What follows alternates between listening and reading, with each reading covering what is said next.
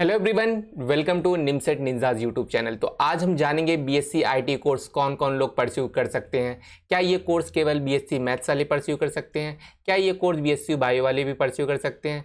तो इस वीडियो में हम पूरी जानकारी लेंगे कि बीएससी आईटी कोर्स क्या होता है, कितने साल का होता है, इस मतलब ये कोर्स करने के बाद आपकी जॉब लग सकती है कि नहीं लग सकती है, बीएससी आईटी कोर्स कंप्लीट करने के बाद आप किस किस एग्ज़ाम के लिए एलिजिबल हो जाएंगे और आपका फ्यूचर स्कोप क्या रहेगा।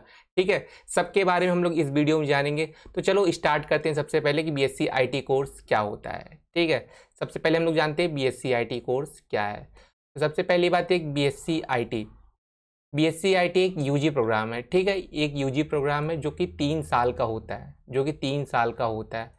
इस वीडियो में हम जानेंगे एडमिशन के बारे में, एलिजिबिलिटी के बारे में, फ़ी के बारे में और करियर गाइड। ठीक है, इन चारों चीज़ों के बारे में लोग जानेंगे जो कि मेन 4 पिलर होते हैं अगर आप किसी कॉलेज में एडमिशन लेना चाहते हैं। ठीक है, ये 4 मेन पिलर है। ठीक है, चलो स्टार्ट करते हैं बीएससी आईटी क्या होता है।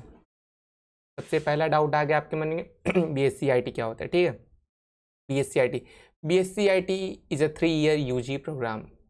अगर आप बीएससी आईटी करते हैं तो आप एक अंडर ग्रेजुएट स्टूडेंट हो जाएंगे। ठीक है, सिंपल। इसमें जो पढ़ाई करते हैं हम लोग सॉफ्टवेयर रिलेटेड पढ़ाई करते हैं, software network and computer system. ठीक है, 3 साल इन्हीं के बारे में हम लोग पढ़ाई करते हैं, इन्हीं सब्जेक्ट के बारे में। ठीक है, the programme blend programming mathematics and applied computing with hands on lab work. मतलब इसमें मैथ्स भी पढ़ेंगे, कंप्यूटर से रिलेटेड भी पढ़ेंगे और प्रॉपर लैब में इसका प्रैक्टिकल होगा सब कुछ। मतलब एक तरह से अगर देखा जाए तो बीटेक की तरह ही डिग्री है। ठीक है, एकदम बीटेक की तरह ही है, ज़्यादा डिफरेंस नहीं है। अब फिर इसके बाद बात करते हैं, it is a popular launchpad for roles in software development. अगर आप इंजीनियर बनना चाहते हैं तो ये कोर्स आपके लिए बहुत इंपॉर्टेंट रोल प्ले करता है। ठीक है, अगर आप जेई नहीं क्वालिफाई कर पाते तो आप बीएससी आईटी करके भी परस्यू कर सकते हैं, मतलब इंजीनियर बन सकते हैं आप। ठीक है, अगर आप बीएससी आईटी कंप्लीट कर लेते हैं, बीएससी आईटी अगर आप कंप्लीट भी कर लेते हैं तो आप एमसीए के लिए एलिजिबल हो जाएंगे, एमएससी आईटी भी कर सकते हैं और इसके बाद एमबीए भी कर सकते हैं। एमबीए कैट के थ्रू, कैट का एग्ज़ाम देके आप आईएम से एमबीए भी कर सकते हैं कंप्यूटर रिलेटेड सब्जेक्ट में। ठीक है, ये कोर्स बहुत ही इम्पॉर्टेंट है और बहुत ही अच्छा कोर्स है। ठीक, अब हम बात कर लेते हैं ड्यूरेशन इसकी 3 साल की होती है। ठीक है, टोटल 6 सेम इसमें होते हैं, टोटल 6 सेमेस्टर होते हैं। डिग्री टाइप की बात कर लिया हमने तो degree UG undergraduate type का। ठीक, एलिजिबिलिटी फुल टाइम ये कोर्स होता है रेगुलर मोड में। एलिजिबिलिटी क्या है, 12th pass with any stream. पर हाँ, इसमें एक थोड़ा सा कंडीशन है कि कुछ कॉलेज केवल मैथ्स वाले को ही अलाउ करते हैं। कुछ कॉलेज जो जिन्होंने 12th मैथ से किया है। ठीक है, 12th मैथ से किया है, केवल उन्हीं लोग को अलाउ करते हैं। ठीक है, तो ये बात अपने ध्यान में आप लोग रखना कि केवल उन्हीं लोग को अलाउ करते हैं। बाकी मैक्सिमम कॉलेज में किसी भी स्ट्रीम वाले कर सकते हैं, चाहे 12th बायो हो, चाहे 12th कॉमर्स हो, कोई भी कोर्स हो। ठीक है, मैक्सिमम केस में ऐसा होता है। अब बात करते हैं एलिजिबिलिटी क्राइटेरिया क्या होता है। एलिजिबिलिटी क्राइटेरिया 10+2 पास आउट होना चाहिए in any stream from recognise board. किसी भी बोर्ड से आपको 12th पास होना ज़रूरी है। ये मैंने बताया ना, साइंस स्ट्रीम पीसीएम, बहुत से इंस्टीट्यूट केवल मैथ्स वाले को ही लेते हैं। ऐसा नहीं कि हर कॉलेज में मैथ्स वाले को, बहुत से कॉलेज में बिना मैथ्स के भी एडमिशन हो जाता है। जनरली 45 to 50% आपके 12th में होना चाहिए।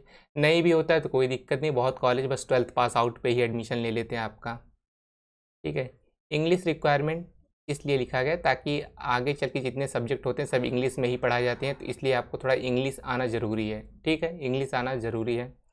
एंट्रेंस टेस्ट की बात करें तो सीयूटी पीजी एक बहुत ही बड़ा एग्ज़ाम है जो कि बीएससी आईटी या यूजी रिलेटेड प्रोग्राम्स में एडमिशन लेता है। ठीक है, सीयूटी यूजी आप दे सकते हैं, बाकी आप किसी प्राइवेट इंस्टीट्यूट में डायरेक्ट एडमिशन ले सकते हैं। मैक्सिमम केस में स्टूडेंट डायरेक्ट ही एडमिशन लेते हैं। कोई ऐसा फेमस कॉलेज नहीं बीएससी आईटी के लिए जहाँ एंट्रेंस होता हो। ठीक है, कोई ऐसा बहुत फेमस कॉलेज नहीं है। जैसे बीटेक के लिए आईटी एनआईटी ट्रिपल आईटी हो गया और एमबीबीएस के लिए एम्स जीएमसी टाइप का, तो ऐसा बीएससी आईटी के लिए कोई टॉप कॉलेज नहीं होता है। ठीक है, डीयू में है पर डीयू में केवल बीएससी सीएस होता है, बीएससी आईटी सेपरेट नहीं है। एंट्रेंस टेस्ट की बात करें तो CUT यूजी के थ्रू एडमिशन होता है। एज लिमिट की बात करें तो एज लिमिट कोई भी नहीं है, एज लिमिट कोई भी नहीं, कोई भी एडमिशन ले सकता है, ठीक है, कोई भी एडमिशन ले सकता है। एडमिशन प्रोसेस की बात करें तो पहला स्टेप होता है अप्लाई ऑनलाइन, मतलब आपको फॉर्म अप्लाई करना पड़ेगा जिस कॉलेज में आप एडमिशन लेना चाहते हैं, ठीक है, जिस कॉलेज में आप एडमिशन लेना चाहते हैं वहाँ पे फॉर्म अप्लाई करना पड़ेगा। अगर वहाँ एंट्रेंस एग्ज़ाम होता है तो एंट्रेंस आपको देना पड़ेगा, वरना डायरेक्ट एडमिशन हो जाता है मेरिट बेस पे, ठीक है, डायरेक्ट। फिर उसके बाद थोड़ा डॉक्यूमेंट वेरिफिकेशन, डॉक्यूमेंट मतलब जैसे आपने 12th की मार्कशीट और 10th की मार्कशीट वेरीफाई होगा। अगर आप स्टेट से हैं तो आपका इनकम कास्ट ये सब भी लग सकता है, अच्छे कॉलेज में जा रहे हैं तो बस यही है। और इसके बाद होता है काउंसलिंग अलॉटमेंट, इसके बाद होता है काउंसलिंग। काउंसलिंग मतलब कि जब आपका रिजल्ट आ जाएगा, इनके साथ CUT के थ्रू एडमिशन लेना चाहते हैं जैसे, ठीक है, तो पहले इंट्रेंस एग्ज़ाम देंगे, फिर रिजल्ट आएगा, रिजल्ट के बाद होता है काउंसलिंग, रिजल्ट के बाद होता है काउंसलिंग, ठीक है। काउंसलिंग के थ्रू ही आपको सीट अलॉट होती है, काउंसलिंग के थ्रू ही आपको सीट अलॉट होती है, ठीक है। अब बात कर लेते हैं कोर्स स्ट्रक्चर की, इसमें क्या क्या हम लोग पढ़ेंगे। कोर्स स्ट्रक्चर की बात करें तो C++, जावा, पाइथन, ये आपके मतलब लैंग्वेजेस यूज़ होंगे जो कि BSc IT में आपको पढ़ाए जाएंगे, ठीक है। C++, जावा, पाइथन, आप किसी भी एक लैंग्वेज के साथ पढ़ाई अपनी कंटिन्यू कर सकते, ज़रूरी नहीं है कि सब लैंग्वेज के साथ ही पढ़ना पड़े। और डेटाबेस की बात करें तो SQL, DBMS, ये सब डेटाबेस रिलेटेड, और DSA, डेटा स्ट्रक्चर, ठीक है, डेटा स्ट्रक्चर। और वेब डेवलपमेंट भी इसमें पढ़ाया जाएगा आपको, आपका सिलेबस रहता है, और कंप्यूटर नेटवर्क भी। और फिर उसके बाद क्लाउड कंप्यूटिंग भी है, क्लाउड कंप्यूटिंग भी पढ़ाया जाएगा आपको, ये रहा। और फीस स्ट्रक्चर की बात करें तो गवर्नमेंट कॉलेज में फ़ीस से 15,000 to 40,000 पर एनम रहता है, ठीक है, per annum 15,000 to 40,000 per annum. Private college की बात करें तो यही फीस 50,000 to 1 लाख होती है, 1.5 लाख तो ज़्यादा हो गया थोड़ा, पर कुछ जैसे MIT टाइप के कॉलेज होते हैं प्राइवेट बहुत ज़्यादा, तो वहाँ फीस महंगी होती है। मैक्स केस में आपकी फ़ीस जो है, मैक्सिमम केस में आपकी फ़ीस 1 लाख जाएगी, 1 लाख, मतलब इंडिया का जो सबसे महंगा कॉलेज उसमें, बाकी 60-70 में भी हो जाएगा, ठीक है, 60-70 में भी एडमिशन आपका हो जाएगा, और कम से कम 15-20 हज़ार तो फीस आपकी लगेगी। अब हो गई, आपने कोर्स में एडमिशन भी ले लिया, ठीक है। अब हम बात करते हैं 3 साल पढ़ने के बाद आप मतलब क्या क्या आपको नॉलेज हो जाएगा, ठीक है। तो सबसे पहली बात, आप एक प्रोग्रामिंग लैंग्वेज में कमांड आपको हो जाएगी, ठीक है। फिर उसके बाद डेटाबेस के बारे में आप जान जाएंगे, फिर साइबर सिक्योरिटी के बारे में आप जान जाएंगे, ठीक है। फिर वेब डेवलपमेंट, और फिर आपकी कम्युनिकेशन और प्रॉब्लम सॉल्विंग स्किल भी अच्छी हो जाएगी। लेकिन हाँ, ये सब चीज़ अच्छी करने के लिए आपको 3 साल अच्छे से पढ़ना पड़ेगा, ठीक है, 3 साल आपको अच्छे से पढ़ना पड़ेगा, तभी ये सब स्किल आपको गेन होगी और मतलब आप अचीव कर सकते हो। अगर आपने 3 साल अच्छी पढ़ाई की एकदम अच्छे से, मेहनत से, तो आप सॉफ्टवेयर डेवलपर बन सकते हैं। ज़रूरी नहीं है कि आपको MSc IT ही करना पड़े, क्योंकि 3 साल अगर आप अच्छे से पढ़ लेंगे, फर्स्ट ईयर से ही एक लैंग्वेज पे कमांड बना लिया, DSA कर लिया और डेवलपमेंट कर लिया, तो आपकी जॉब लग गई, ठीक है। करेंट टाइम आप फोकस कर सकते हैं AI एंड ML रिलेटेड चीज़ें पढ़ने की, क्योंकि मार्केट में अभी AI ML का ही बूम है, ठीक है। और रही बात नेटवर्क के बारे में, आप सब ये भी नेटवर्क एडमिनिस्ट्रेटर, डेटा एनालिस्ट, मतलब जितनी पॉसिबल पोस्ट होती हैं कंप्यूटर साइंस फील्ड, आप सब कुछ अचीव कर सकते हो। बस इनकी कंडीशन है कि आपको 3 साल अच्छे से पढ़ना पड़ेगा, एकदम 3 साल अच्छे से पढ़ना पड़ेगा, ठीक है। तो ये कंडीशन। और रही बात पैकेज की, तो पैकेज आपके स्किल के ऊपर रहेगा, पर हाँ, ये 3 से 6 लाख मान लो इतना पैकेज लग सकता है। 3 to 6 LPA, अच्छा कॉलेज है तो यही पैकेज 10 LPA भी जा सकता है, ठीक है। अब टॉप रिक्रूटर की बात कर ले तो कौन कौन आपको हायर कर सकता है। TCS आपको हायर कर सकती है, इन्फोसिस, विप्रो, कैपजेमिनी, IBM, मतलब ये सब कंपनी सर्विस बेस्ड कंपनी आपको हायर कर लेंगी, ठीक है, हायर कर लेंगे। अगर आप चाहते हैं हायर स्टडी करना, तो हायर स्टडी के लिए भी दरवाजे आपके लिए खुल जाते हैं BSc IT करने के बाद। BSc IT करने के बाद आप MSc IT भी कर सकते हैं, ठीक है, MSc IT आप कर सकते हैं।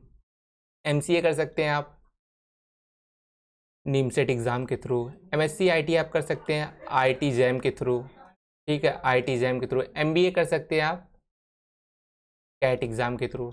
मतलब इंडिया के जो टॉप एग्ज़ाम हैं, टॉप एग्ज़ाम के थ्रू आप टॉप कॉलेज में एडमिशन ले सकते हैं और वहाँ पर अपनी अच्छी पढ़ाई कर सकते हैं।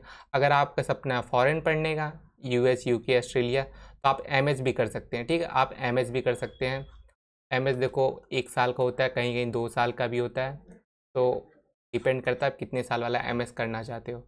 तो मोटा मोटी बात यही है कि अगर आपने BSc IT कर लिया तो आप कुछ भी कर सकते हो, MCA भी कर सकते हो, MSc IT भी कर सकते हो और फिर MBA भी कर सकते हो। ठीक है, तो बस आज के लिए इतना ही। मिलते हैं किसी नेक्स्ट वीडियो में नेक्स्ट टॉपिक से रिलेटेड।